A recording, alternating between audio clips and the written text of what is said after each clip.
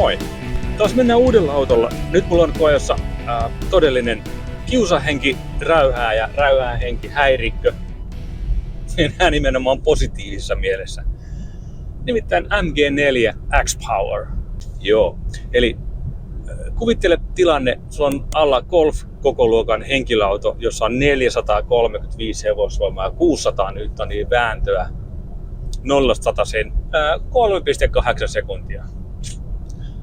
Äkkiseltä voisi luulla, että jätkä on lähtenyt rallycross-vehkeellä liikkeelle. Tämä on tietyllä tavalla ihan sairaan makea auto, mutta sitten taas ei. Mutta joo, mä ymmärrän täysin ihmisiä, jotka ostaa tämän auton. Mahtava kiusahenki.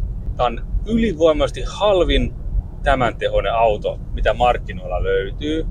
Ja se on jo hyvin vahva syy ostaa tämä auto. Jo mä en tiedä, nyt kaikki heti sanoo, että joo, kiinalainen riisikippu, sähkövatkaan, kaikkea muuta. Mutta kyllä tämä saa joka ikisen tyypin nauramaan, kun runtaa tuon namiskan pohjaan.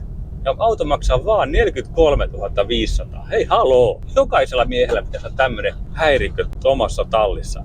Tai jos ei talli, niin piha, parkkipaikka, mikä vaan. Mutta ei tältä kannata olettaa sitten mitään Ferrari tai Lamborghinin ajettavuutta niin mutkateillä luonnollisestikaan. Jos auto maksaa 43 500, kun monen auton, jonka suorituskyky on tätä tasoa, niin niiden edessä on tämän hinnan edessä on 1 tai 2, 3. Ja tän saat tyylin Skoda Octavia hinnalla.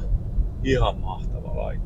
Et se on sanomattakin selvää, kun kun MG4 perusmalli maksaa sen 30 tonnia, että nämä materiaalivalinnat ja viimeistely kaikki ei vastaa tietenkään sitten tämän kalliimman hintaluokan autoa. Että vähän tämmöistä kovaa muovia löytyy sieltä täältä, mutta ihan jees. Ei tää niinku yhtään pahanoloinen auto. Mun koeajon aikana lämpötila on koko ajan ollut käytännössä plussan puolella muutaman asteen. Eli tämmönen hyvin keväinen ilma, niin kuin nytkin aurinko paistaa, että kivasti jo kevät sarastaa. Niin mä en ole päässyt tommosiin talvisiin olosuhteisiin tämän kanssa ollenkaan.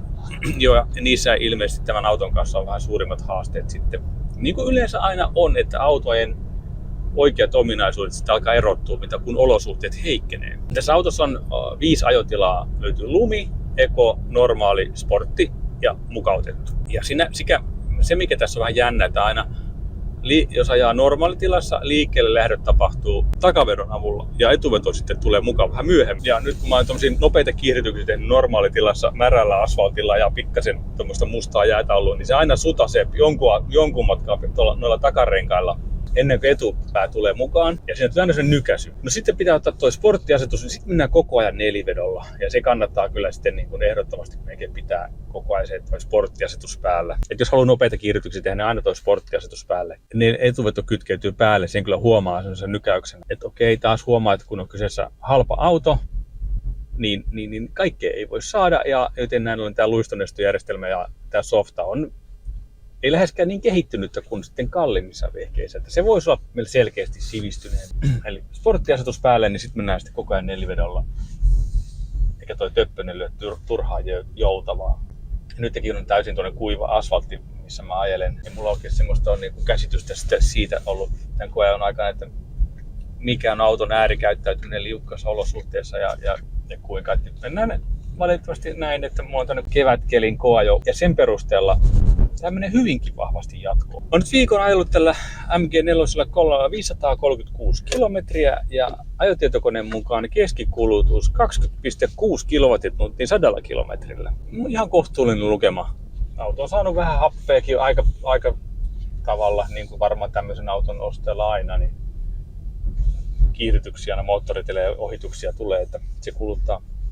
Mä oon ladannut autoa kotona hitaassa latauksessa verkkovirralla ja yhden kerran kävin tuolla K-latauksen 50 laturissa ja sen verran sieltä näytti tulevankin kyllä. Sen suurempaa latauskokemusta mulla ei ole, mutta ainakin mitä tuossa nopeasti rakkaita kollegoita seurailuun, niin ihan siedettävä lataustaso tällä on. Ja sekin on vähän sen kaksipiippunen asia, että toisia ei kiinnosta pikalataus pätkän vertaa, koska he lataavat aina kotona ja jotkut sitä sitten pikalataus tarvii enemmänkin. Et se on aina vähän tapauskohtainen asia, kuka nyt tarvii mitäkin, mutta ihan riittävästi virtaa tulee tonne.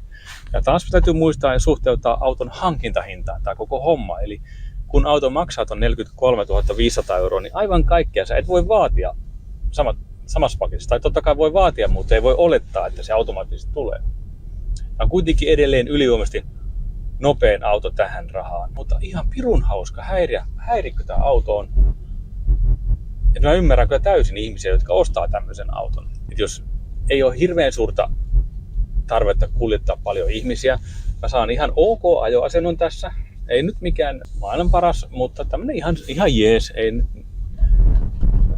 suuria riemunkiljahduksia aiheuta mihinkään suuntaan.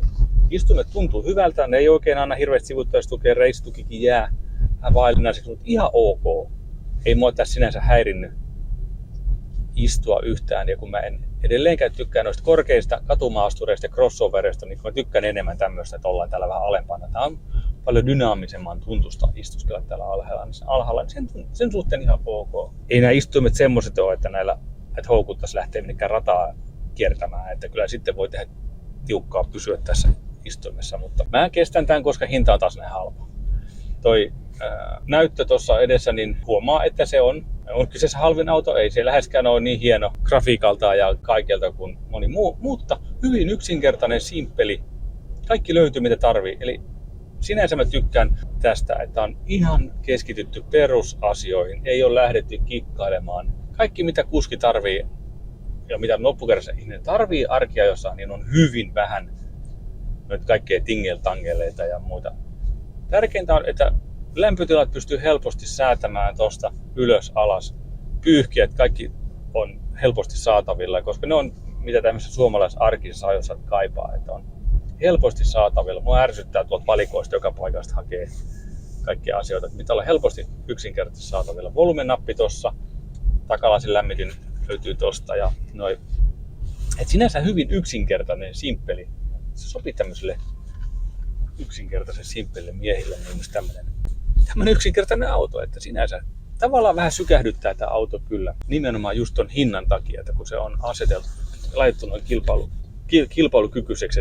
Ja mikä toinen kiva, tämä auto ei yritä ollakaan mitään muuta kuin edullinen auto. Tehdas lupaa tälle toimintasadetta 375 kilometriä. Lähes jokaisena aamuna, kun on lähtenyt, on ollut akku täynnä kotoa, kun lähtenyt liikkeelle, niin toi ajotietokoneen näyttämä lukema on ollut siellä 320-340 kilometrin paikkeilla.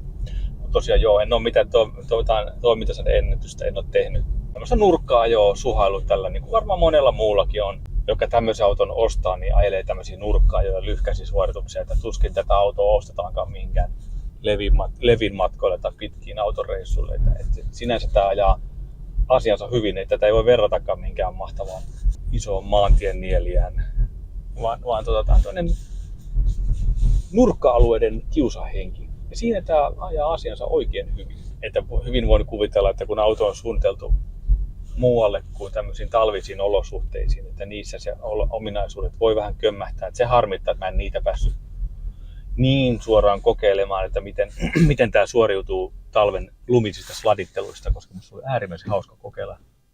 Mutta se nyt multa jäi kokematta, että nyt mennään tämmöisellä kuivalla asfaltilla. Tämä on kyllä oikein hauska auto lähtee sekä noista kiihdytyksen ramppeihin ja tommosiin. Hauskasti kyllä painaa selkänojaa. Saa kyllä hymyn aikaiseksi. En muista milloin viimeksi tämmöinen 40 auto saanut tämmöisiä hymyjä aikaiseksi. Okei, jotkut GTI-polot ja golfit ja tommoset hauskoja autoja ajettavia. Mutta niissäkin on vähän sitten se, että semmoisissakin autoissa niin se joudutaan aina lähteä radalle tai mutkateillä elämään. Kyllähän se voima saa, niin kun on paljon voimaa, niin kyllähän se saa aina semmoisen pienenlaisen kutinan mielessä aikaisin. Mutta joo, kyllä mä tän MG4 X-Powerin ehdottomasti laitan jatkoon niin sanotusti. Kyllä mä oon tykännyt tästä autosta ja hyväksyn nämä puutteet, mitkä tässä autossa on. Musta ihan jees auto, että kyllä mä voisin ihan hyvin tämmöisen auton nostaa. Mä en sitten taas kyllä innostuisi niistä MG4 alkuajalleista ollenkaan. Ei mua ne houkuta kyllä lainkaan millään lailla. Kun katsoit videon tänne asti ja jos et ole ottanut Kaasulan kanavaa seurantaan, niin tee se nyt. Niin pysy kartalla siitä, mitä videoita tänne taas tehdään. Kiitos ja moi!